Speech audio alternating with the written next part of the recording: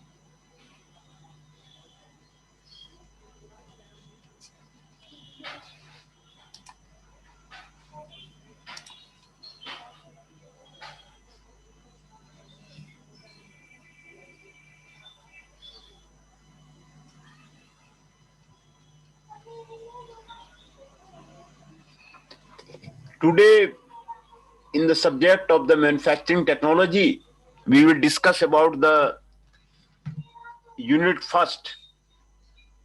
Unit first. In this unit first, we have the syllabus of the principles of the forging die design.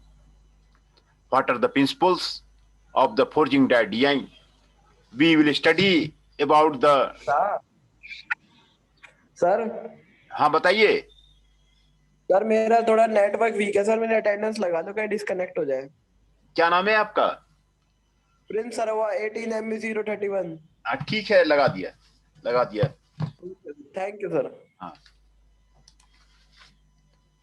तो principle of the forging die design आपको इसमें पढ़ना है।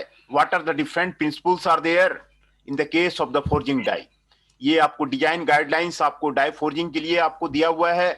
Design guidelines for forging के लिए आपको दिया हुआ है, और designing forging horizontal forging machine के लिए दिया हुआ है। Design guidelines for the extruded section के लिए आपको दिया हुआ है। Design guidelines for the sheet metal bending के लिए दिया हुआ है, और design guidelines for the blanking के लिए आपको दिया हुआ है। जो प्रिंसिपल्स हैं, design guidelines for the deep drawing के लिए दिया हुआ है, आपको design guidelines for the blanking component के लिए आपको दिया हुआ है। ये सारे प्रिंसिपल्स को आपको स्टडी करना है। Principles of the forging die design. Forging process are among the most important means of the producing parts of the high performance application। Forging जो है, बहुत सारे पार्ट्स आपको फोर्जिंग से बनाए जाते हैं। आपको यहाँ पर फिगर में दिखाया गया है, एक बिलेट दिखाया गया है। बिलेट को फोर्जिंग ऑपरेशन के थ्रू डिफरेंट शेप में कन्वर्ट करते हैं, है ना। और distribution of the fibre structure का जो डायरेक्शन है वो फोर्जिंग में किस तरह का होता है, वो आपको यहाँ पर आपको दिखाया गया है। Forging is a typical group of the bulk deformation process in which a solid billet is forced under high pressure by the use of the press to undergo extensive plastic deformation into a final near to the finished shape, है ना। उसमें ये एक bulk deformation process है जिसमें solid bill rate को use of the pressure से आपको प्रेशर से यूज करके आपको फाइनल शेप आपको दिया जाता है, यही फोर्जिंग आपको एप्लीकेशन है। Other examples of the deformation process are the extrusion. Extrusion में in which a long object with a high LD ratio is produced by pushing a metal billet through a die, है ना। Extrusion में आपको high LD ratio का आपको metal bill rate बनाया जाता है। Drawing in which the billet is pulled through a die, है ना। डाई में ड्राइंग में आपको बिलेट जो है पुल किया जाता है। And the rolling in which a slab a pass through the rolls make a thin sheet, है ना। ये सारे आपको डिफॉर्मेशन प्रोसेस है। तो क्या क्या इसमें गाइडलाइंस है, ये आपको गाइडलाइंस प्रिंसिपल्स आपको एक एक करके आपको बता रहे हैं। Vertical surface of A forging must be tapered to permit the removal of the forging from the die cavity, external 5 to 7 degree, internal 7 to 10 degree. Vertical surface of the forging को tapper आपको जरूर करना है जिससे कि forging die cavity से आपको बाहर हो सके। ये जो एंगल है आपको एक्सटर्नल और इंटरनल टैपर का आपको दिया हुआ है, ये आपको पहला प्रिंसिपल है। The maximum flag thickness should not be greater than 1/4 inch or less than 1/13 inch on an average. जो फ्लैश का थिकनेस है इससे ज्यादा आपको नहीं होना चाहिए, ये दूसरा प्रिंसिपल है। Waves are the section of a forging normal to the motion of the moving die, and ribs are the relatively thin section parallel to the die motion. Waves जो है आपको are the section of the normal die का आपको wave है। These features are easiest to form by deforming the metal when the ribs are not too high and narrow and wave is relatively thick and uniform. ये waves के बारे में है। चौथा principal है पार्टिंग लाइन के बारे में है। The parting line where the die helps meet is an important design consideration because its location helps to influence the grain flow. Die cast ये आपको उसमें आपको हेल्प करता है। Die cast and the die wear. For optimum economy it should be kept to a single plane if it all possible, since that will make the die sinking, forging and the trimming less costly. Parting line किस तरह बनाना चाहिए वो आपको यहाँ पर आपको बताया गया है। पार्टिंग लाइन का जो कंसिडरेशन है ऑप्टिमम इकोनॉमी में सिंगल प्लेन में आपको होना चाहिए। Whenever possible in the design of the forging as in the design of the casting, it is desirable to keep the thickness of the adjacent section as uniform as possible. Rapid changes in the section thickness should be avoided. To avoid the defects of the legs, cracks, radii must to be avoided. Design of the forging में rapid changes in the section thickness वो आपको avoid करना है। आपको ये defects जो आपको दे रहा है, क्रैक्स, ये रेडियाई, ये आपको जनरेट करता है, इसीलिए rapid changes in the section thickness आपको अवॉइड करना है। छठा गाइडलाइंस है most forging is done at the elevated temperature where the flow stress of the material is much lower than the room temperature in order to account of the oxidation, correcting for the warpage and mismatch and for the dimensional mistakes due to thermal conduction or the die wear, matching allowance has to be given, है ना। क्योंकि forging आपको elevated temperature पे होता है तो इसमें oxidation के लिए, करेक्टिंग ऑफ द वेरपेज के लिए, मिसमैच के लिए आपको मशीनिंग अलाउंस आपको देना होगा।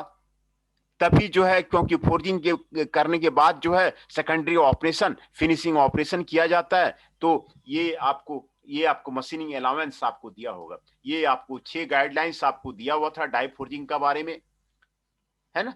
वर्टिकल सरफेस के बारे में, मैक्सिमम फ्लैश थिकनेस के बारे में, वेव्स के बारे में, पार्टी लाइन के बारे में, wherever possible in the rapid changes in the section thickness के बारे में, और दूसरा है मशीनिंग अलाउंस के बारे में। ये इसके बारे में आपको था। अगला है design guidelines for forging. Forging के लिए क्या क्या जो है गाइडलाइंस होना चाहिए। Bulk deformation process press used for the causing extensive bulk plastic deformation. Extrusion जो होता है उसमें high length bye diameter ratio होता है ना। Generally hot working carried out at the extensive plastic deformation causes the metallurgical changes, porosity, close-up, grain structure. Second phase deformed and elongated principal direction of the working, creating for the fiber structure. आपका plastic deformation होता है जो आपको couch करता है, metallurgy का change में couch करता है, ग्रेन स्ट्रक्चर में आपको चेंज लाता है, सेकेंडरी फेज में चेंज लाता है. ये सारा आपको फाइबर स्ट्रक्चर कन्वर्ट करता है फोर्जिंग में. Properties are not same on all the direction of the maximum plastic deformation should be aligned with the direction of the part and needs to be carry out maximum stage. है ना. Upon die forging use flat die or the simple shapes. है ना. ये आपको बताता है forging design principal क्या है. एक एक करके आपको मैं सारे प्रिंसिपल को आपको एक्सप्लेन कर दे रहा हूं. For flat die forging intersection of two or more cylindrical element should be avoided. Ribbed cross section should be avoided. है ना. फ्लैट डाई फोर्जिंग में इंटरसेक्शन को अवॉइड करना चाहिए, रिब्ड क्रॉस सेक्शन को अवॉइड करना चाहिए. Bosses projection pad should be avoided on main surface of the forging project inside the prongs of the fork type wants to be provided. है ना. ये आपको avoid करना चाहिए. आपको bosses projection pads इस तरह जो है आपको avoid करना चाहिए. ये आपको इसके बारे में दिया हुआ है. Replace components having complex shape by units consisting of the simple welded or assembled element. Complex shape को नहीं रखना चाहिए, हटाना चाहिए. उसको आप वेल्डिंग से कीजिए, असेंबल्ड एलिमेंट से कीजिए. है ना. Replace complex components having the complex shape.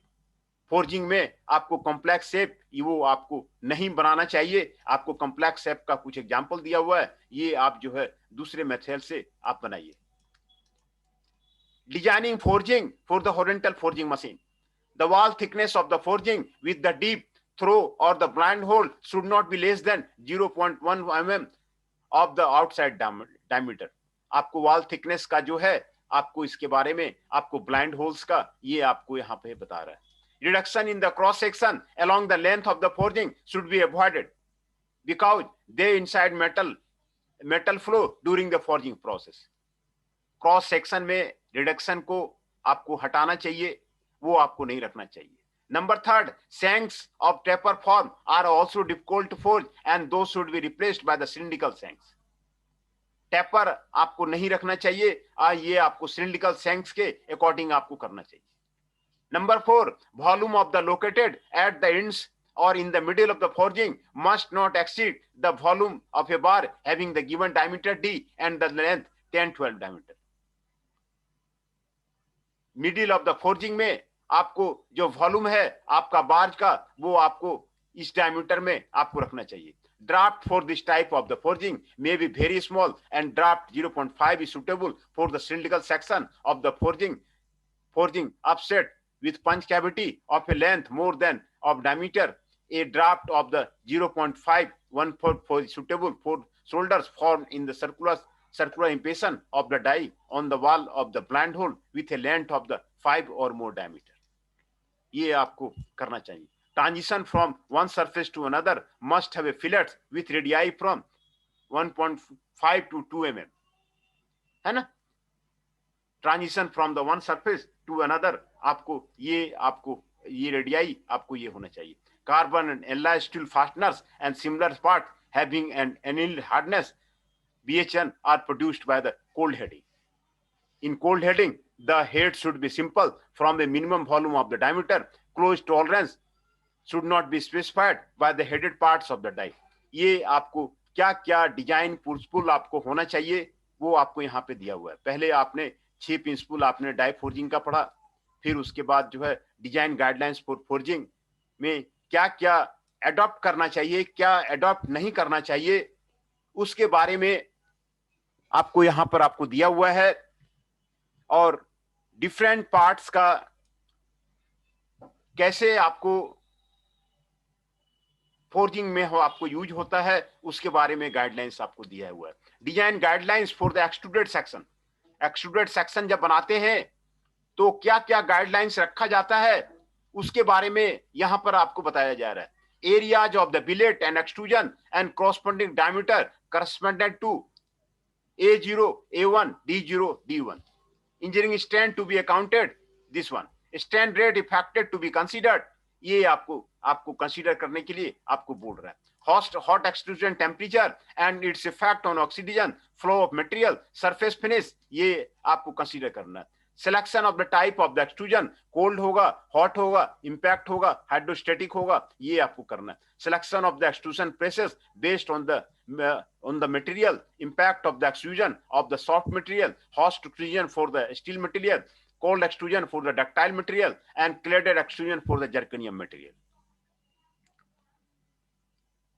कौन सा एक्सट्रूजन प्रोसेस यूज किया जाएगा वो मटेरियल पे आपको डिपेंड करता है. Selection of the extrusion process depend. Soft metal होगा तो इंपैक्ट एक्सट्रूजन करेंगे, हॉट एक्सट्रूजन स्टील के लिए करते हैं, डक्टाइल मटेरियल के लिए कोल्ड एक्सट्रूजन करते हैं, जर्कोनियम एलाइज के लिए क्लेडेड एक्सट्रूजन करते हैं. Selection of the extrusion process आपको इसी पर डिपेंड करेगा, है ना. तो ये आपको बता रहा है, गाइडलाइंस दे रहा है. दूसरा, extrusion design tips. Wall thickness based on the strength and cost profile with uniform wall thickness are the simplest to produce. Wall thickness with a profile can be varied. Radii use corner soft lines. Bisymmetrical have a small circumscribing service, not have deep narrow channels. Solid profiles if possible. Fewer cavity in the hollow profiles. Profile width to height ratio 1:3. Decoration, symmetrical shape, narrow shapes with the deep gaps can use the problems. And design guidelines for the sheet metal bending. Sheet metal bending के लिए आपको design guideline वो आपको यहाँ पर आपको दिया हुआ है. Minimum inside radius equal to the material thickness. जो inside radius का आपको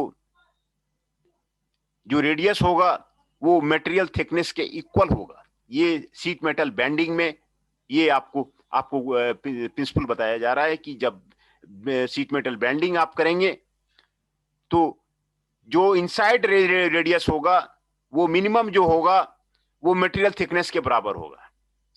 bend radius 4 to 8 times material thickness to avoid cracking.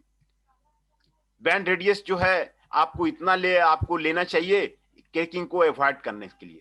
Minimum flange length 4 times material thickness. जो फ्लैंज का लेंथ लेंगे वो मटेरियल थिकनेस का 4 टाइम होगा. Bend relief length greater than the radius of the bend. आपको bend allowance the length of the neutral axis each bend is given by, ये आपको दिया हुआ है ना. तो यहाँ पर फॉर्मूला आपको दिया हुआ है. Alpha is the bend angle, R B is the bend radius, है ना. तो टी थिकनेस जो है आरबी कितना लेंगे, 2t से ज्यादा लेंगे, 2t से कम लेंगे. आपको यहाँ पर आपको बताया हुआ है कि ये बराबर 0.5 के लिए ये आपको बैंड एंगल का आपको बताया हुआ है. Number 5, band across metal grain avoid cracking. Metal grain में क्रैकिंग को हटाने के लिए बैंडिंग अक्रॉस करना चाहिए. Band radius should not be less then sheet thickness. Band radius आपको शीट थिकनेस से कम जो है आपको नहीं होना चाहिए, है ना. सभी के लिए आपको बताया हुआ है. Design guidelines for the blanking. Blanking के लिए क्या क्या डिजाइन गाइडलाइंस हैं वो आपको यहां पर बताया जा रहा है. Simple blank contours to be use as a die cost depend on the length and the intensity of the counter of the blank. Simple blank contour जो है यूज किया जाता है वो on the intensity of the counter of the blank. It may be less experience to conduct a component from the several simple parts than to make an integrated blank part. And notching a blank along one edge results in an unbalanced force that makes it difficult to control the dimension as accurately as with blanking around the entire contour. Use total tolerances of the blank part 0.07 mm. And diameter of the punched hole should not be less than thickness of the sheet. Minimum distance between the holes between the hole and the edge of the sheet thickness. If holes to be threaded, the sheet thickness must be least 1/2 the thread diameter. Design guidelines for the stitching on and deep drawing. Deep drawing में ये सारे guidelines आपको दिए हुए हैं. ये जहां पर ऑपरेशन होता है वहां पर आपको इंडस्ट्री में आपको रखा जाता है और इसी गाइडलाइंस के द्वारा वहां पर जो है सारे काम जो है वो आपको किया जाता है। जहां पर डिप ड्राइंग करना है, जहां पर ब्लैंकिंग करना है, जहां पर बेंडिंग करना है, जहां पर फोर्जिंग करना है, ये गाइडलाइंस वहां पे रखा रहता है। और ये गाइडलाइंस के थ्रू जो है आपको ऑपरेशन वहां पर इंडस्ट्री में किया जाता है। यही गाइडलाइंस आपको यहां पर आपको बताया जा रहा है। Design guidelines for stretching and deep drawing. Deep drawing deformation condition are different than in the stretching. Stretching से आपका डीप ड्राइंग डिफॉर्मेशन जो है वो डिफरेंट है। Success in deep drawing is enhanced by the factor that restrict the thinning die radius about the 10 times the sheet thickness, a liberal punch radius and adequate clearance between the punch and die. And deep drawing is facilitated if crystallographic texture of sheet is such that the sheep mechanism favor deformation in width direction over the sheep in the thickness direction of the sheet plastic strain ratio R is given by R is equal to the strain width direction of the tension specimen.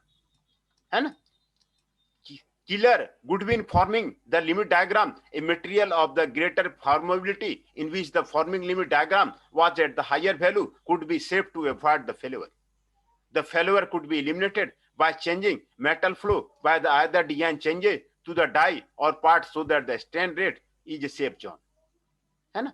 तो ये आपको design guidelines for the sketching and deep drawing के लिए ये आपको 5 guidelines आपको दिए हुए हैं, है ना? Now design guidelines for the blanking component. Design guideline blanking component के लिए क्या क्या होना चाहिए वो आपको यहां पर आपको दिया हुआ है। Profile shape should not be contain narrow projection. Blanking में आपको प्रोफाइल जो है नैरो प्रोजेक्शन उसमें आपको नहीं होना चाहिए। Internal punched hole should be separated from the each other. जो आपको इंटरनल पंच्ड होल है एक दूसरे से सेपरेट करना चाहिए। Dimensions A to D should be greater than the twice the thickness of the sheet thickness. It is good practice to have the relief cutouts dimension as D at the ends of the proposed band. है ना? Tensile strength for the different material must be limited and compared to the permissible maximum value.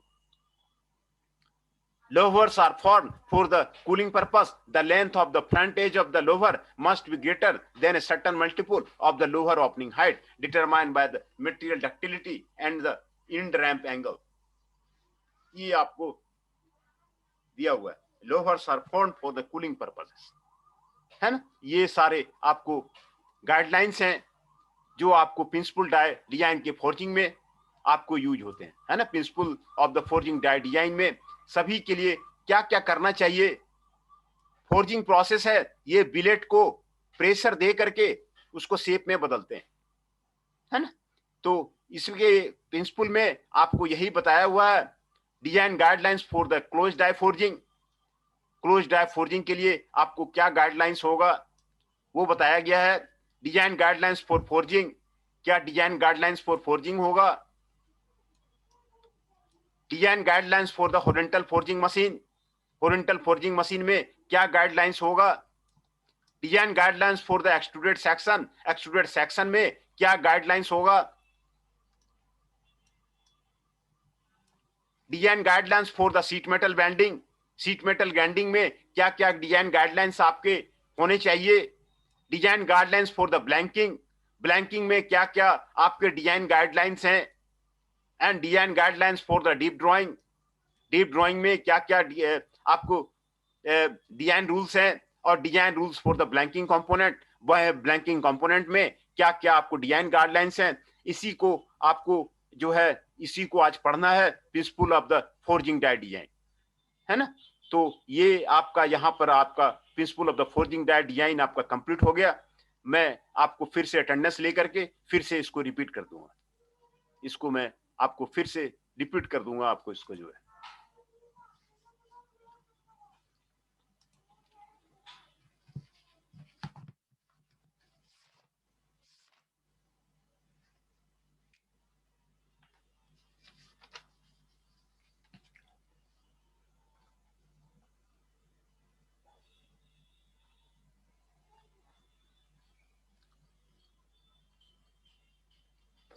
Shekhar ji is present.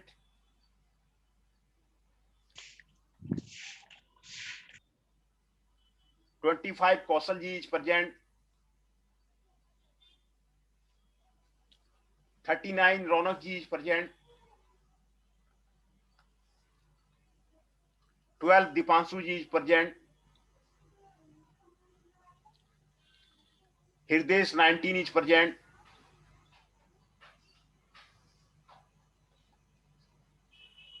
Rahul ji 32 is present. Rakhi Kumari 37 is present. Ashish is 7 is present.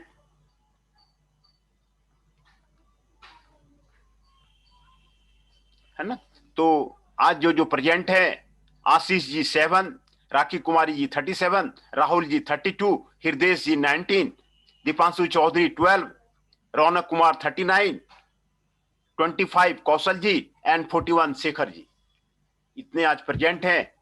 तो हम जो बात कर रहे थे, principle of the forging die design, principle of the forging die design guidelines क्या क्या है, वो उसी के बारे में बात कर रहे थे, है ना? तो forging process are among the most important means of the producing part from the high performance application. Forging process से बहुत सारा एप्लीकेशंस जो है, बहुत ज्यादा पार्ट जो है वो आपको बनाया जाता है। Forging is a typical group of the bulk deformation process in which A solid bill rate is forced under the high pressure. एक सॉलिड बिलेट है, सॉलिड बिलेट का आपको फिगर आपको दिखाया गया है। सॉलिड बिलेट को प्रेशर दे करके, आपको हाई प्रेशर दे के इसके पार्ट्स जो है आपको बनाया जाता है ना? यही आपका फोर्जिंग ऑपरेशन है। Forging other examples of the deformation process are the extrusion, drawing and the rolling. Extrusion है, drawing है, rolling है। extrusion में long object with the high LD ratio, length to diameter ratio is produced by pushing a metal billet through a die. Drawing में in which a billet is pulled through a die. Rolling में in which a slab is passed through the rolls to make a thin sheet. ये आपको 3 operation आपको extrusion, drawing और rolling आपको यहाँ पर बताया गया है। रोलिंग में जो है स्लैब को रोल्स के बीच में आपको पास किया जाता है। ड्राइंग में आपको बिलेट को डाई से खींचा जाता है ना? एक्सट्रूजन में लॉन्ग ऑब्जेक्ट बनाया जाता है, हाई एलडी रेशियो में आपको मेटल बिलेट को ये बनाया जाता है। ये आपको एक्सट्रूजन प्रोसेस है, ये आपको ड्राइंग प्रोसेस है, ये आपको रोलिंग प्रोसेस है ना? फोर्जिंग में आपको बिलेट में प्रेशर देके आपको बनाया जाता है।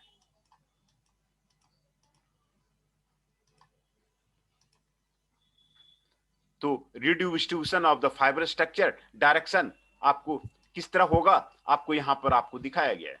जो पहले बिलेट में आपको इस तरह का फाइबर डायरेक्शन था, फोर्जिंग के बाद इसका फाइबर डायरेक्शन आपको इस तरह का हो गया। फोर्जिंग के बाद direction of the fibre structure आपको चेंज कर जाता है। ये आपको direction of the fibre structure है ना? तो इसीलिए चूंकि direction of the fibre structure change कर जाता है, तो आपका जो उसका स्ट्रेंथ है, स्ट्रेंथ आपको वेरी कर जाता है। तो इस तरह बनाया जाता है पार्ट कि जो है हाई स्ट्रेंथ का पार्ट हो, है ना? इसको हाई स्ट्रेंथ का पार्ट हो, तो इसको इसी तरह से बनाया जाता है कि आपको फाइबर स्ट्रक्चर जो है ठीक से ग्रेन करे, उसी के अकॉर्डिंग जो है आपको रूल्स वगैरह बनाए हुए हैं, है ना? उसी के अकॉर्डिंग रूल्स बनाए हुए हैं। Design guidelines for the close die forging. Close die forging में आपको डिजाइन गाइडलाइंस क्या क्या है वो आपको यहाँ पर आपको बताया जा रहा है। Vertical surface of A forging must be tapered. Vertical surface जो है कभी भी जब बनाते हैं, वर्टिकल सरफेस बनाते हैं फोर्जिंग में, तो उसको टेपर किया जाता है ना? जिससे कि जो है आपको डाई कैविटी से उसका रिमूवल आसान हो सके। तो उसमें एक्सटर्नल टेपर कितना दिया जाता है? 5 to 7 डिग्री, और इंटरनल टेपर कितना दिया जाता है? 7 to 10 डिग्री। बहुत ही आसान है, ये सारे जो प्रिंसिपल दिए हुए हैं, सिर्फ इसको आपको वहां पर जहां पर इंडस्ट्री में ऑपरेशन होता है तो वहां पे आपको रखना है, और वो आपको आसान गाइडलाइंस आपको बताया हुआ है। तो पहला आपको टेपर प्रोवाइड करना चाहिए वर्टिकल सरफेस में। दूसरा है the maximum flash thickness should not be greater than 1/4 inch. Flash का जो थिकनेस है फोर्जिंग में आपको 1/4 इंच से ज्यादा होना चाहिए, ये रहता है, और less than 1/32 inch on an average. ये आपको फ्लैश थिकनेस के बारे में आपको यहां पर आपको बता रहा है, फ्लैश थिकनेस के बारे में आपको बता रहा है। तीसरा है वेव्स के बारे में बता रहा है। Waves are sections of forging normal to the motion of the moving die, and ribs are the relatively thin section parallel to the die motion. Waves क्या है? Normal to the motion of the moving die, ये waves कहलाता है, और ribs क्या है? ये आपको relatively thin section parallel to the die motion, वो आपको ribs कहलाता है ना? These features are easiest to form by the deforming metal when the ribs are not too high and narrow and the wave is relatively thick and uniform. ये आपको बता रहा है। The parting line where the die helps meet is an important design consideration because its location helps to influence grain flow, die cost, and the die wear. For optimum economy, it should be kept to a single plane if at possible, since that will make that die sinking, forging, and the trimming less costly. है ना? Parting line आपको होना चाहिए, is an important design consideration. ये आपको parting line के बारे में बता रहा है। Wherever possible in the design of the forging, as in the design of the casting, it is desirable to keep the thickness of the adjacent section as uniform as possible. है ना? Design of the casting में आपको thickness of the adjacent section आपको uniform रखना है। Rapid change in the section thickness should be avoided.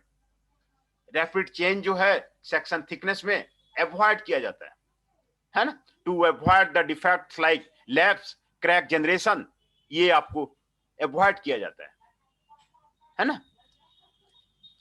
Most forging is done at the elevated temperature, है ना? Most जो फोर्जिंग है आपको एलिवेटेड टेम्परेचर पे किया जाता है, इसीलिए जो है आपको ऑक्सीडेशन होगा, उसमें व्रेपेज होगा, इसीलिए जो है मशीनिंग अलाउंस जो है आपको देना चाहिए। एलिवेटेड टेम्परेचर पे होगा तो ऑक्सीडेशन होगा, है ना, व्रेपेज होगा, मिसमैच होगा, डायमेंशनल मिस्टेक होगा, है ना, due to the thermal conduction of the die bear. तो इसीलिए मशीनिंग अलाउंस देना चाहिए। ये मशीन अलाउंस के बारे में है। तो आप इसमें पहला था आपको वर्टिकल सरफेस के बारे में कि टैपर होना चाहिए। दूसरा था मैक्सिमम फ्लैश थिकनेस आपको 1/4 इंच से ज्यादा होना चाहिए, should not be greater than 1/4 inch. तीसरा था वेव्स के बारे में, रिब्स के बारे में। चौथा है पार्टिंग लाइन के बारे में। पांचवा है आपको रेडियस के बारे में, है ना। डिफेक्ट को हटाने के लिए आपको डिजाइन ऑफ द फोर्जिंग में rapid changes in the section thickness should be avoided. Rapid changes आपको नहीं देना चाहिए, उसके बारे में है ना। और पांचवा है मशीनिंग अलाउंस के बारे में।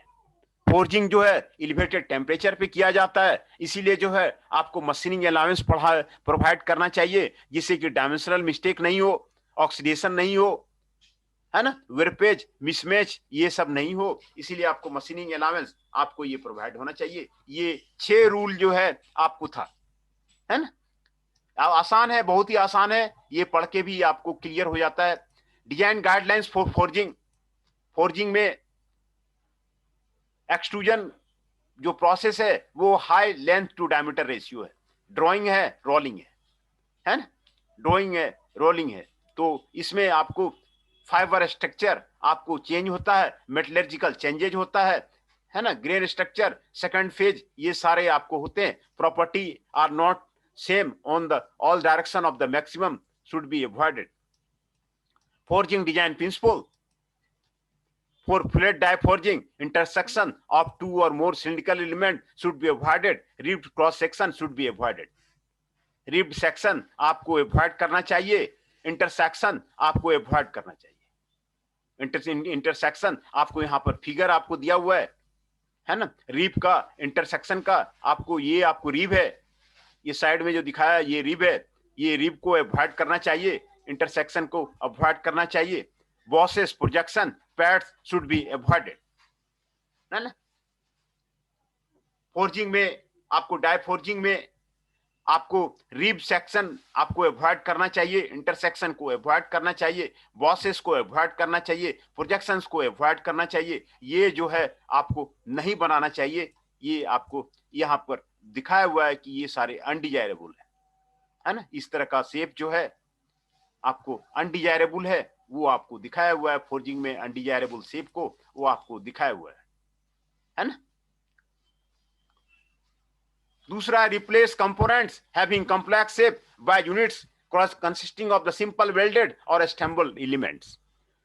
कॉम्प्लेक्स शेप जो है वो आप फोर्जिंग में नहीं बनाना चाहिए, है ना। उससे अच्छा है कि आप सिंपल वेल्डेड और असेंबल्ड कंपोनेंट आप उसका बनाइए। फोर्जिंग में कॉम्प्लेक्स शेप आपको नहीं बनाना चाहिए, ये उसके बारे में बता रहा है। दूसरा है design principle for the forging machine. Forging machine का आपको डिजाइन प्रिंसिपल के बारे में बता रहा है। The wall thickness of the forging with the deep throw or the blind hole should not be less than 0.15 of the outside diameter.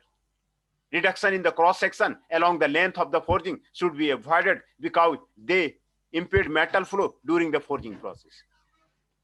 Shanks of the taper from also difficult to forge and they should be replaced by the cylindrical shanks.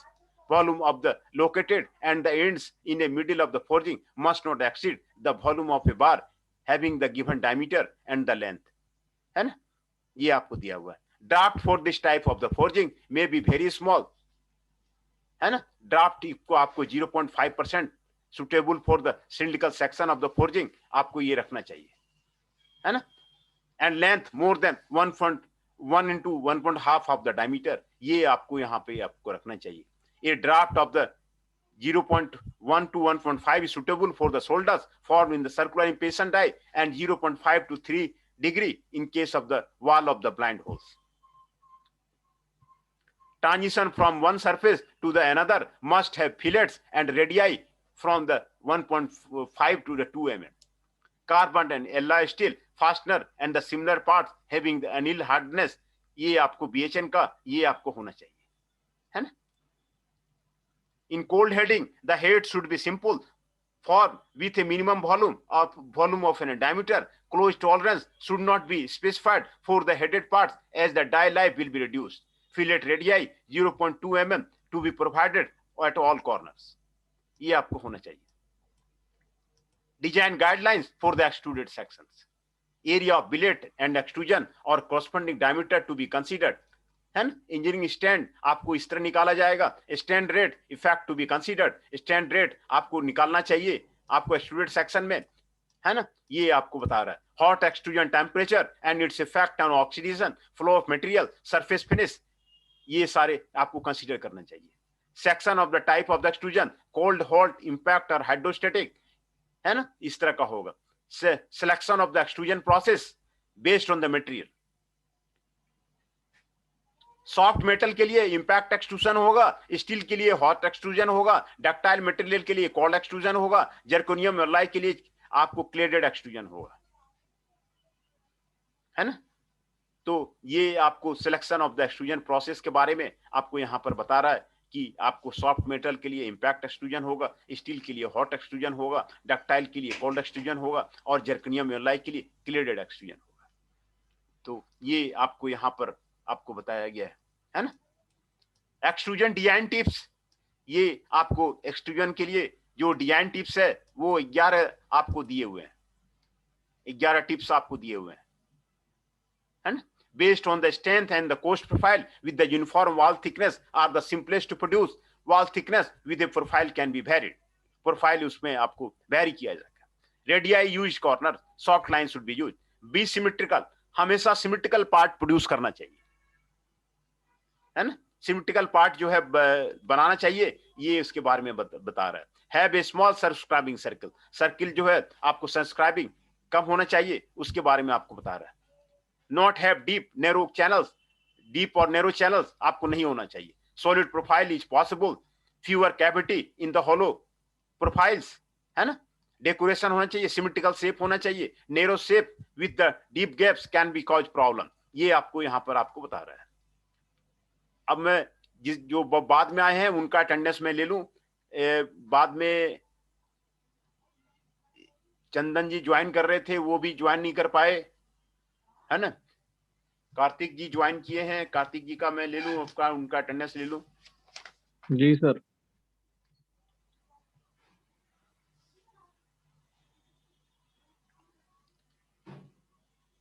तो जो जो present है 41 Shikhar ji is present, 39 Raunak ji is present, 12 Deepanshu ji is present, Hriday ji 19 is present,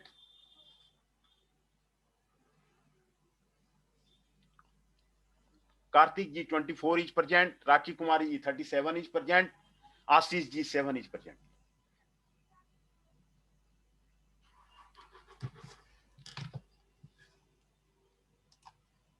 ये आपको जो भी rules बताए गए हैं, ये सारे गाइडलाइंस हैं, फोर्जिंग डाटा डिजाइन में आपको यूज होते हैं, और ये आसान रूल है।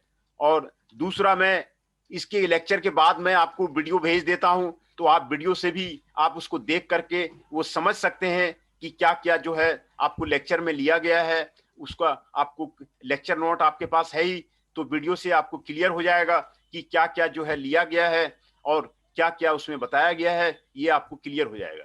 तो ये आपको डिजाइन के जो जो रूल हैं वो आपको यहाँ पर आपको बताया जा रहा है ना।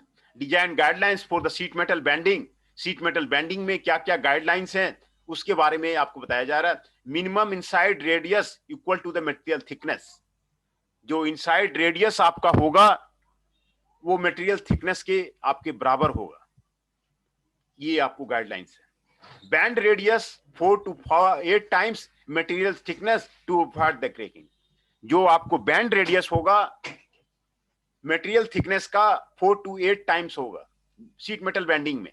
शीट मेटल बेंडिंग में ये गाइडलाइंस है कि जो बैंड रेडियस होगा वो 4 to 8 टाइम्स होगा मटेरियल थिकनेस का, है ना। इनसाइड रेडियस जो होगा वो आपको मटेरियल थिकनेस का मिनिमम आपका इक्वल होगा, ये आपको दिया हुआ है।